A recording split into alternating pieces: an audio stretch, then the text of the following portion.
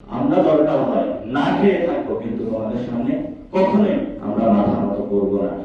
এখানে পাঞ্জাবি আছে, মারাঠা আছে, উর্দুর মধ্যে অনেকগুলো সম্প্রদায় আছে, তেলুগু আছে, কেউ কিন্তু স্বাধীনতা অর্জন করতে পারেনি।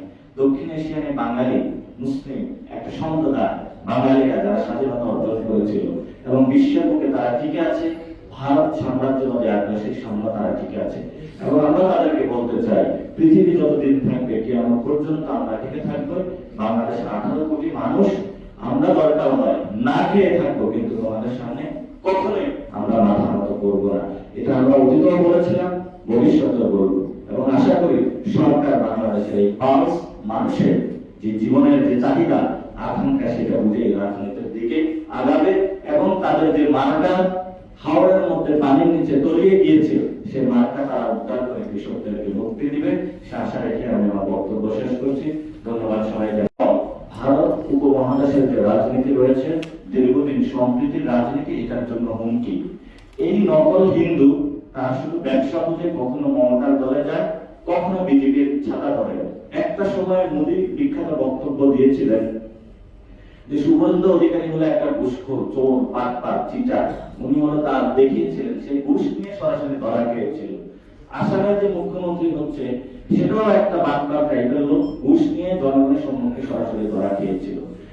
এইসব নকল হিন্দু, নকল বাঙালি দক্ষিণ এশিয়াতে বাংলাদেশের বর্ডারে নতুন করে একটা দাঙ্গা লাগাতে চাই। আমাদের থেকে স্পষ্ট কথা, এনসিপি থেকে এবং বাংলাদেশের জনগণের পক্ষ থেকে, আমরা দক্ষিণ এশিয়াতে আর কোনো দাঙ্গা লাগতে দিব না।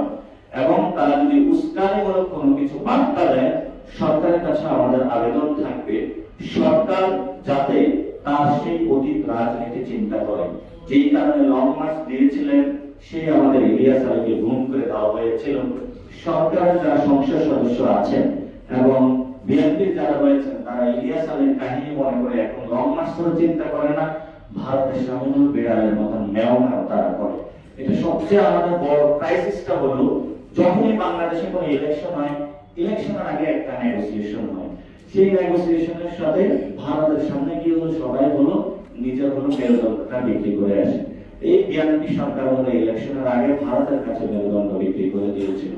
ফলত যখন আমাদের এই দক্ষিণ এশিয়াতে এত এত বড়গুলো ঘটনা ঘটছে, তারা ভারতের সামনে এবং দিল্লির সামনে কোনো কড়া বার্তা দিতে অক্ষম হচ্ছে।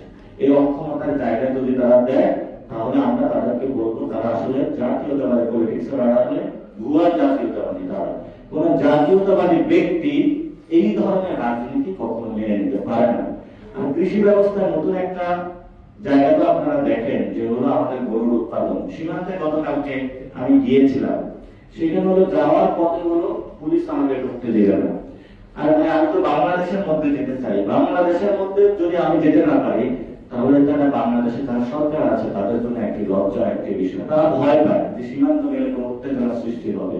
সীমান্তে আমি প্রান্তিক লেভেলে গিয়ে দেখলাম সেই মানুষগুলোর ফুড সেফটি নেই, তাদের যে কৃষি ব্যবস্থা সেটা নিরাপত্তা নেই, এবং বড় যে হত্যাকাণ্ড গুলো হয়ে থাকে সেখানে আপনারা দেখবেন যে কৃষকের জমিতে সে গিয়ে চাষ করতে পারে না, ধান উৎপাদন করতে পারে না, পেঁয়াজ উৎপাদন করতে পারে না। বাংলাদেশের ভূমি সেখানে উৎপাদন হলে কৃষক বঞ্চিত হচ্ছে। তো গতকালকে একটি ঘটনা দেখে আমরা আশান্বিত হয়েছি। এক বিএসএফ সদস্য বাংলাদেশ হলো ভূমি চুরি করতে এসেছে, তাকে হলো গ্রামবাসী ঐক্যবদ্ধ হলো ধাওয়া দিয়েছে।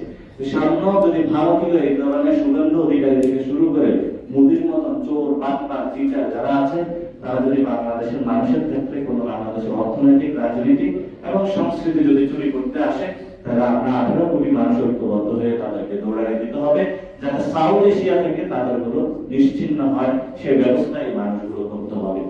লাস্ট যে কথাটা বলে শেষ করবো, আপনারা অনেকক্ষণ ধৈর্য ধরে আছেন। এটা দক্ষিণ এশিয়া বাংলাদেশ রাষ্ট্র স্বাধীনভাবে টিকে আছে, এটা